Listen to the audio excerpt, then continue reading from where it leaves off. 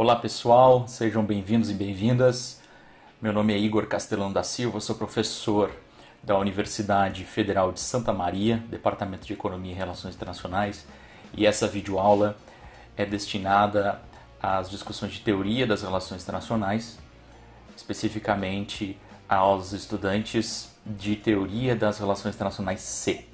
O tópico que vou abordar hoje é o tópico do PPC, o Programa de Pesquisa Científico Liberal da Teoria de Relações Internacionais. Espero que vocês gostem da videoaula, tentar resumir alguns pontos fundamentais para a gente compreender a estrutura desse programa de pesquisa científico a partir daquela visão do Henri Lakatos sobre como que programas de pesquisa científicos teóricos se organizam. Então fiquem comigo nessa aula e espero que gostem. Essa aula vai estar dividida em duas partes. A primeira parte vai avaliar as premissas e pressupostos do PPC liberal, especificamente o núcleo duro e heurística negativa. E a segunda parte vai avaliar um pouco mais profundamente subcorrentes deste grande programa de pesquisa científico liberal da teoria de relações internacionais. Vamos abordar, portanto, o desenvolvimento desse programa de maneira sintética e algumas das suas subcorrentes teóricas. Este primeiro vídeo vai lidar especificamente com as premissas e os pressupostos do PPC liberal, o seu núcleo duro e a heurística negativa. Vamos comigo então?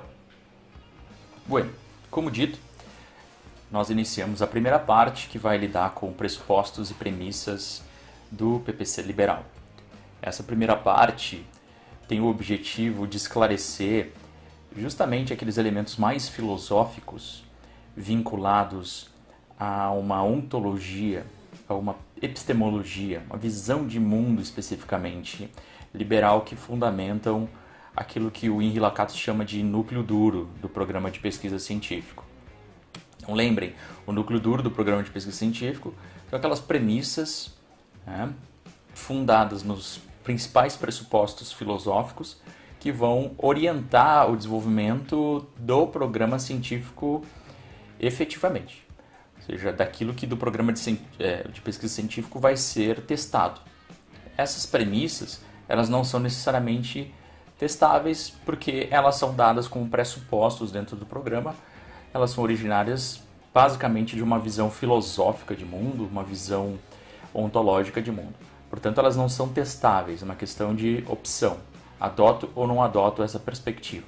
O que vai ser testável é justamente aquilo que vai ser derivado a partir de uma heurística positiva do núcleo duro. Mas depois, na parte 2, nós lidaremos com essa questão da heurística positiva e das hipóteses auxiliares que serão testáveis. Agora, nós trataremos especificamente do núcleo duro e daquilo que chamamos de heurística negativa. O que é a heurística negativa? É o elemento heurístico da ideia lakatosiana de programas de pesquisa científico que mostram as regras que devemos cumprir para não nos desvincularmos daquele grupo teórico. Ou seja, é aquilo que não devemos fazer, é aquilo que deveríamos evitar caso queiramos ser liberais, por exemplo, ou produzir dentro desse programa de pesquisa científico.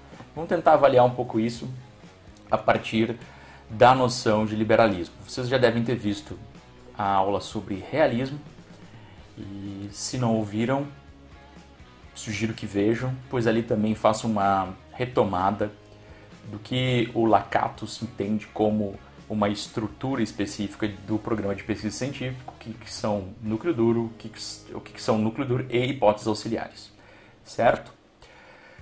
Primeira questão do liberalismo que precisamos entender para compreender aqueles pressupostos básicos é a ideia de como que o liberalismo compreende o sistema internacional, como que o liberalismo compreende as relações internacionais. A visão liberal de relações internacionais aqui que vamos tratar, ela está sendo lida e explorada por um texto fundamental dessa disciplina. Esse texto fundamental, vou mostrar para vocês qual é um texto escrito pelo Andrew Moravcsik, creio que é assim que se fala o nome dele, ele é um professor muito importante da Universidade de Princeton, se eu não estou enganado. Existe um vídeo bem interessante dele no próprio YouTube. Para os alunos de Teoria de Relações Internacionais C, esse vídeo já foi disponibilizado. Este vídeo, na realidade, é baseado em um artigo científico que ele escreveu especificamente neste livro de Colin Ellman e Miriam Ellman, que também é base da disciplina, e que ele vai mostrar o que são os fundamentos básicos de um PPC, um Programa de Pesquisa Científico Liberal. Então, quem quiser entender essa aula, não precisa ler 300 textos. Pode iniciar a sua leitura com este texto do Andrew Moravcsik. Ele é o capítulo 5, vocês podem ver aqui na tela, deste livro. O capítulo 5 tem o título Liberal International Relations Theory, Scientific Assessment, ou seja, ele vai justamente tentar conceituar a ideia de que existe um programa de pesquisa científico liberal. Alguns autores podem dizer, não existe programa de pesquisa científico liberal, ou até mesmo os institucionalistas estão fora desse programa de pesquisa científico, ou existe só um programa idealista, não existe um programa liberal consistente. Nesta aula eu adoto essa visão muito importante e conceituada do Andrew Moravcsik, que vai mostrar que existe claramente um programa de pesquisa científico liberal e que, portanto, podemos falar deste programa, podemos adotar essa visão sem incorrer em maiores erros. Muito embora, claro, toda a nossa perspectiva de discussão teórica, ela vai ser debatida e pode ser também contestada por outras visões.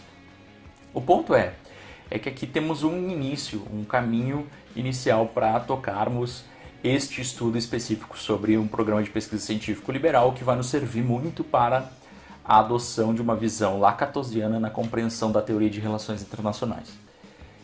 Portanto, este é um livro bem importante e este capítulo específico é bem importante. Há outros capítulos que nos ajudam sobre subcorrentes especificamente, mas que eu vou lidar na próxima parte deste vídeo. Ok? Então, este primeiro texto já nos ajuda muito e os demais textos que eu vou me referir vão ajudar muito para a segunda parte. Mas voltemos lá para o nosso slide. Estados e sistema internacional. É importante a gente referir que a teoria de relações internacionais não é algo que se aprende em 1 hora, 20 minutos, ou até mais, digamos assim, um semestre. É muito difícil compreender uma perspectiva teórica de uma disciplina em pouco tempo, em poucos meses. A nossa compreensão ela é uma compreensão incremental, ela vai indo de passo a passo. Então a gente precisa de dedicação, a gente precisa de tempo, a gente precisa de revisão recorrente de tudo aquilo que a gente já aprendeu no passado. A discussão fundamental de teoria de relações internacionais é como que funciona esse treco que chamamos de sistema internacional. Se é que chamamos de sistema internacional, outros cientistas da área de relações internacionais vão chamar de sociedade internacional, de ordem internacional. Mas aqui a ideia de sistema internacional é muito mais uma visão genérica sobre relações internacionais. O que são relações entre nações? Especificamente a gente está lidando aqui de relações entre estados. Né? Os realistas, como a gente lidou na aula passada, eles usam essa unidade deste sistema internacional, que são os estados, para tratar do sistema em si, para compreender o sistema em si.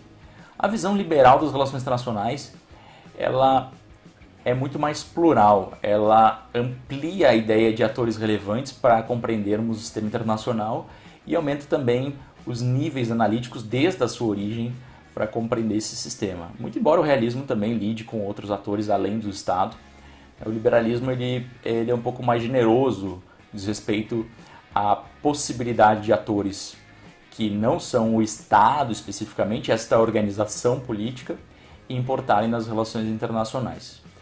Por que isso ocorre? Por que estados não são essa caixa preta como está aqui no esquema? Na realidade, estados são basicamente organizações políticas que neste momento histórico predominam e organizam interesses e preferências de atores políticos, constituem instituições E por que sociedades internacionais ou nacionais conseguem interagir no sistema internacional nessa perspectiva liberal? Isso tem tudo a ver com a noção de pressupostos que o liberalismo adota no núcleo duro do seu programa de pesquisa científica. Então, o primeiro pressuposto, ele é o pressuposto do individualismo. É um individualismo metodológico, mas também é um individualismo epistemológico. O individualismo metodológico, inclusive, é rompido por algumas correntes do institucionalismo, como, por exemplo, a corrente do neo-institucionalismo, que vê muito mais estruturas afetando agentes. Mas o individualismo ontológico, ele é parte fundante do liberalismo filosófico, desse liberalismo que vai afetar essencialmente a estrutura do programa de pesquisa científica. O que é esse individualismo ontológico? É a noção de que estados, por si só, eles não dizem nada, eles não constituem algo concreto. Eles são basicamente um tipo de organização social que, em um período histórico específico, foi constituída por indivíduos. E esses indivíduos são o fundamento da ação política, são o fundamento da existência de dinâmicas e processos políticos e sociais, econômicos, etc., nas relações nacionais, sociais e internacionais. Os indivíduos, portanto, eles são as unidades básicas de compreensão do mundo, de entendimento do que o mundo significa. E não são pessoas em si, são indivíduos. Ou seja, envolve um conceito de pessoas que está atrelado à noção iluminista de que não somos apenas animais racionais, especificamente semelhantes aos outros animais. Nós constituímos um tipo especial de animal, um animal racional, mas mais do que isso, além de um animal racional, é um animal que tem direitos naturais, que tem direitos naturais, que tem condições de se aprimorar, que organiza reciprocamente relações, que organiza nessas relações, portanto, instituições.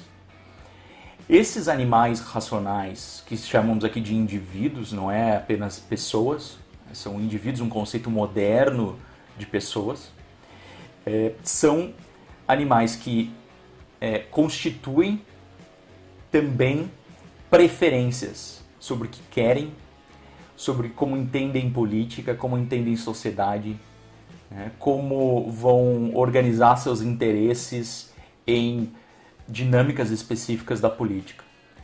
Essas preferências elas vão estar vinculadas muito a trocas políticas, a necessidade de pensar ação coletiva, dentro da combinação ou convergência, ou incoerência, ou conflito de interesses e preferências. Mas o ponto fundamental aqui é que aquele ator básico que carrega essas preferências é o indivíduo. O indivíduo é o centro, é o norte, é o núcleo mais importante da visão liberal sobre relações internacionais ou mesmo da filosofia política liberal. Então mesmo, isso tem origens, obviamente, numa noção de filosofia política liberal, uma ideia lockeana, de contrato social. O contrato social ele está fundado em aceitação individual de que o contrato deva ser feito por uma preferência em constituir um contrato social que vai melhorar as relações sociais, vai diminuir custos nessas relações sociais. E quem é o fundamento dessa decisão é o próprio indivíduo.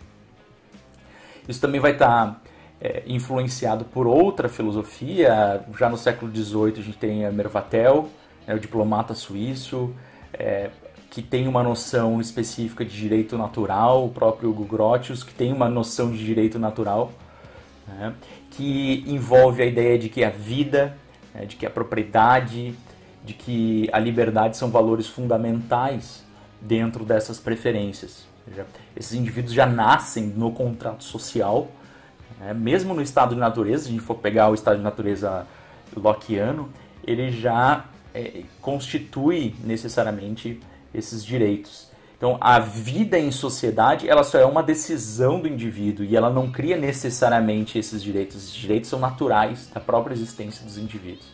Isso é muito importante para entender a ideia, inclusive, de que o Estado, a noção do Estado, enquanto uma entidade que organiza politicamente e socialmente esses indivíduos, ele só é legítimo, né, na medida em que respeita e garante esses direitos e a noção de direitos naturais, ou seja, é o que constitui os indivíduos enquanto tais, que foi basicamente herdada da natureza, ou seja, de um direito precedente à própria Constituição do Estado. Ou seja, o Estado é a criatura, portanto ele deve respeitar o seu criador a qualquer instante, a todo momento. Isso é muito interessante e isso vai levar a uma noção de que o conflito, né, diferentes preferências desses atores, né, devem ser minimamente respeitadas, e que na realidade o conflito, as preferências são tão marcantes na interação entre indivíduos que elas vão produzir, na realidade, a base da cooperação ou do conflito que esses indivíduos vão produzir no mundo. O grau de cooperação e conflito existente em um sistema social, uma sociedade, ou mesmo um sistema internacional, vai ser decorrente desse equilíbrio de preferências materiais ou mesmo imateriais entre indivíduos. Ou seja, não há uma harmonia automática nessas preferências. Não quer dizer que o contrato social vai produzir necessariamente uma harmonia, mas justamente essa maior ou menor harmonia, ou maior cooperação, ou maior conflito vão ser derivados justamente deste choque ou convergência de preferências. Essas preferências elas são constituídas não só por fatores racionais, isso é bem importante, eu vou lidar com isso em alguns instantes, mas não somente por fatores racionais, mas também por crenças fundamentais, valores morais. A noção dessa disponibilidade de benefícios materiais, obviamente, né? A noção de custo e benefício, uma noção já na economia com Adam Smith, né, que abre os indivíduos eles têm instituições que moldam os seus interesses, né?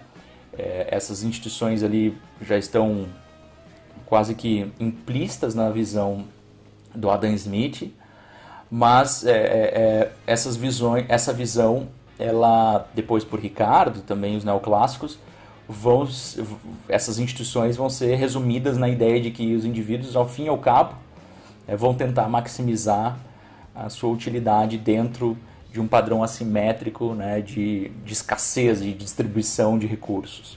Então, o poder político, inclusive, vai ser derivado dessa disputa de barganha entre indivíduos que são essencialmente diferentes, que têm preferências diferentes.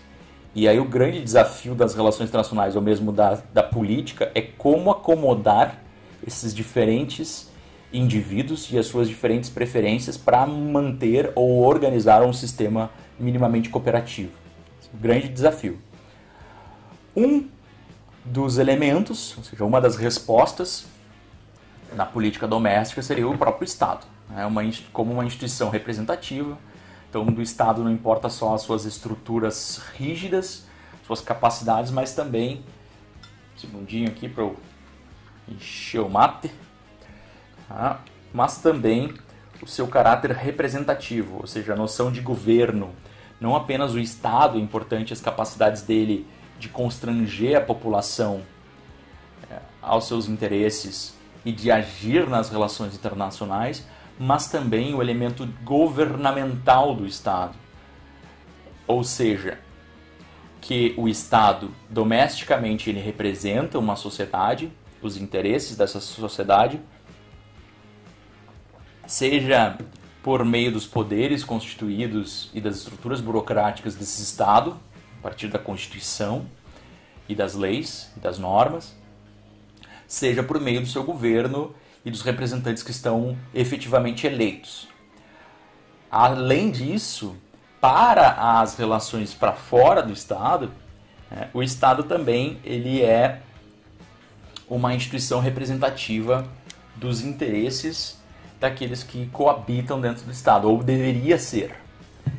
E existe uma perspectiva normativa do liberalismo que, quanto mais representativo for essa instituição, mais constrangida esta instituição estará aos interesses da coletividade. Aí já abrimos essa visão de que democracias importam, de que regimes, quanto mais republicanos, mais representativos. E essa representatividade vai afetar, obviamente, o grau de representatividade das preferências individuais. Isso é bem importante porque na visão liberal não é que o Estado ele vai ser uma entidade diretamente representativa dos interesses, ou seja, como se automaticamente o Estado fosse, se os indivíduos têm preferências, o Estado vai representar essas preferências. Não. O Estado sempre, e o governo, sempre representam uma parcela da sociedade. E as preferências que essa parcela da sociedade estão defendendo. Quanto maior a pluralidade dessa representatividade, maior as condições de esses interesses serem representados. No entanto, os liberais também concordam que existem, quanto mais complexa a teoria liberal, os liberais também concordam que existem dilemas aí na organização e na acomodação desses interesses, como que esses interesses vão ser acomodados, seja por uma dinâmica de quase que automática, de mudanças de preferências a partir de cálculos de custos-benefícios, ou seja, por instituições fundamentalmente constituídas para resolver esses problemas da escolha pública, da escolha política. Então, muito importante para os liberais as instituições. As instituições elas são representativas de interesses e também elas podem constranger interesses e preferências para o seu objetivo fundamental, que seria, nesse caso, resolver problemas de escolha, de ação coletiva, basicamente. Tá?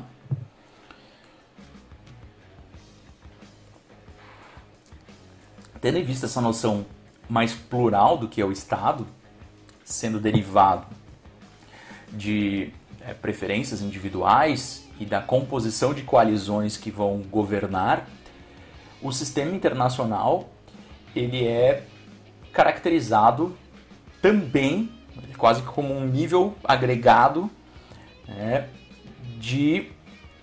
deste acumulado, dessas instituições coletivas que a gente chama de Estado. Então, os Estados eles vão representar tais interesses, tais preferências, e esses Estados também vão interagir dentro de um sistema internacional que, por sua vez, também terá instituições. Os liberais, obviamente, concebem que o sistema internacional não tem o grau de institucionalidade e de força organizacional que tem os Estados. Mas há para a visão liberal a possibilidade de existir instituições internacionais que produzam respostas mais moderadas ou com mais benefícios do que custos da ação coletiva, e um sistema processual, de interação entre diferentes estados que vão levar necessariamente a um fenômeno de interdependência que produzirá, por sua vez, a necessidade dos estados avaliarem de forma muito mais racional os custos de terem ações precipitadas, ações violentas nas relações internacionais. Então, essas instituições são constituídas, seja de uma forma normativa, ou seja, organização concebida e tal, fechadinha e formalizada, ou seja, simplesmente por meio dessa interação, que vai gerar processos informais, às vezes até regimes, costumes, hábitos, padrões de interação que vão gerar mais ou menos custos para a ação desses estados e da sua sociedade, as suas respectivas sociedades nas relações internacionais. Sociedades essas que também vão ter papel importante na ação desses estados, por meio da opinião pública local, por meio da opinião pública internacional. Essa sociedade internacional vai ter um aspecto de sociedade civil também internacional, que também mediante organizações não governamentais, mediante organizações internacionais, vão constranger o comportamento de alguns estados que eventualmente seja um comportamento oneroso para a coletividade do sistema. É uma visão também filosófica vinculada à noção de que os indivíduos eles não têm só a representatividade nacional, mas também, eventualmente, até uma representatividade internacional. Porque o que importa não são os estados em si, o que importa são as instituições, organizações, soluções políticas que os indivíduos produzem, que não são necessariamente só uma, podem ser várias. Esse sistema internacional, ele é, segundo Moravcsik, uma composição de interesses fundamentais, existe eventualmente até um balanço de preferências entre estados que são produzidos pela interação dos estados, mas também existem previamente a essa interação.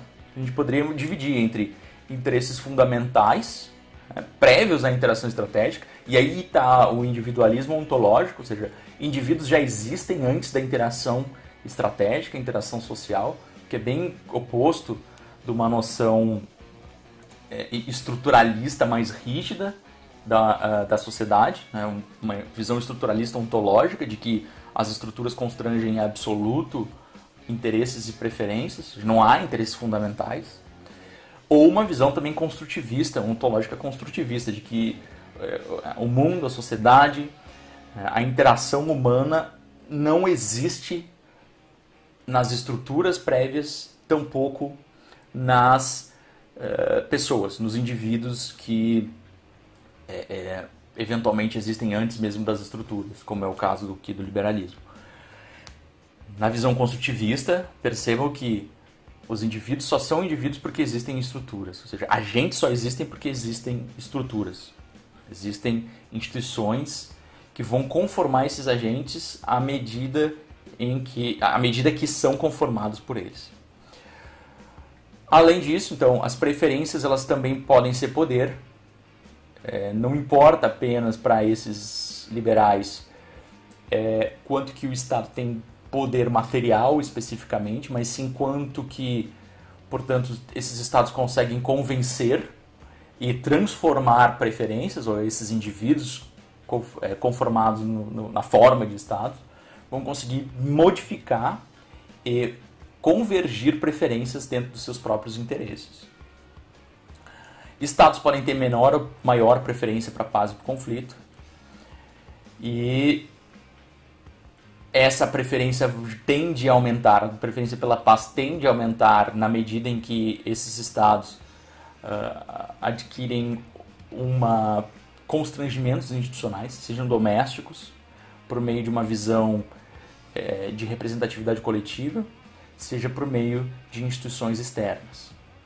Além disso, a noção de interdependência, que é a perspectiva de que existe um padrão de externalidades internacionais, né, que produzem custos e benefícios simplesmente pela interação. E eles vão surgir, sobretudo, com essa interação, quando esses grupos dominantes de uma sociedade vão tentar realizar as suas preferências internacionalmente. Então, essa interdependência vai surgir, ela vai gerar mais benefícios ou mais custos, a depender da configuração dessas preferências e da própria configuração do ambiente. Então, para resumir, já estamos finalizando essa primeira parte, importa a gente tentar ver conceitos e visões de mundo fundadores de premissas deste núcleo duro do PPC, do Programa de Pesquisa Científico Liberal. Primeiro, é a noção de individualismo e direito natural. Os indivíduos são os atores prioritários e o direito natural é constitutivo antes mesmo do próprio contrato social. A noção do racionalismo. Toda essa teoria ela é influenciada pela filosofia política iluminista. Os indivíduos têm condições de se esclarecer. Eles têm condições de melhorar a sua capacidade de visão do mundo, de conhecer, de avaliar, inclusive por meio da ciência, de informação, como resultado da noção de ciência, as melhores escolhas que vão produzir menores custos. Uma noção de que a razão é capaz de vencer as preferências mais instintivas dos indivíduos. Ou seja, há preferências, mas a razão sempre é capaz de transformar tais preferências e constituir preferências menos custosas na interação e na interdependência entre esses atores. Então, essas preferências elas são influenciadas por valores. Esses valores são muito importantes e muitas vezes a razão vai constituir novos valores nos indivíduos, como, por exemplo, o valor liberal, o valor democrático. E esses valores vão ajudar, fazer com que essas preferências se tornem instituições estáveis. Essas preferências e esses valores, eles são capazes de serem alterados, modificados por meio da interdependência. Existe um fator fundamental na teoria liberal, na filosofia política liberal, que é a ideia de que existem processos, então nada é estático. Há processos sociais que vão afetar essas preferências entre os estados, enquanto que os realistas, principalmente aqueles de perfil mais estrutural, vão perceber que a única coisa que muda efetivamente, que pode dar efeito nas relações internacionais, é a variação de poder e capacidades. Aqui as preferências são muito importantes e elas podem variar, sim, a partir de processos de interdependência que vão produzir mais ou menos custos e benefícios nesta interação. Existe também uma perspectiva, aí, nessa segunda parte, é uma visão muito mais normativa. O que é o conflito na vida dos atores sociais, né? O conflito ele é um resultado da interação e choque dessas preferências, mas ele é sempre passível de alguma superação. Existe potencialidade de superação crível de conflitos, por meio de regulação, por meio de auto-esclarecimento e autotransformação, né, de equilíbrio entre preferências de atores. Nunca vai haver uma harmonia absoluta, mesmo na noção mais clássica de interdependência, mas haverá, ou seja, eles não são ingênuos, né, mas haverá sempre, quanto mais regulada, né, e mais representativa for a interação, mais chance dessa interação produzir cooperação. A noção de normatividade está muito vinculada a uma perspectiva platônica da política, a própria noção de repúblicas e que depois, na paz perpétua kantiana, com a noção de uma entidade, na paz de repúblicas, de uma confederação de repúblicas que pudesse efetivamente trazer mais liberdade e paz para as sociedades. Essa perspectiva, então, é claramente normativa. Essa influência platônica está muito na noção do milenarismo platônico, que depois o Popper foi identificar, inclusive no marxismo, essa noção do milenarismo platônico, a noção de que temos que pensar um devir, e pensar um devir é parte integrada da teoria. Não tem como pensar a teoria sem perceber como os diferentes teóricos dessa tradição, ou desse programa de pesquisa científica, estão preocupados no progresso, em algum tipo de transformação da sociedade ou melhoria da sociedade a partir do seu ponto de vista. E uma noção de que sim, é possível. Ou seja, o futuro é possível ser feito, não só existir, mas também ser construído por meio da agência desses indivíduos, já que os indivíduos são tão importantes na teoria. A ideia de instituições, então, instituições são talvez o meio mais importante pelo qual esse futuro, esse progresso possa ser construído e essa cooperação ser organizada. A noção de representação também é importante, justamente por causa dessa visão. Então, o que seria a instituição? Que tipo de instituição? Como é conformada essa instituição?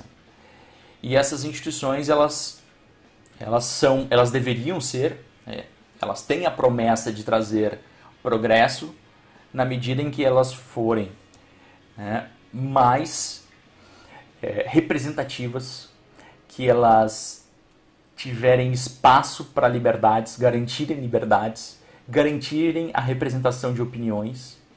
Não necessariamente elas representam uma democracia direta, mas aí também abre-se espaço para teorias das elites, também teorias das elites mais plurais, como Robert Dow, etc. Então essa noção de que a representatividade é muito importante na constituição dessas instituições, porque só assim problemas mais significativos da ação coletiva vão ser resolvidos. Senão você vai ter ali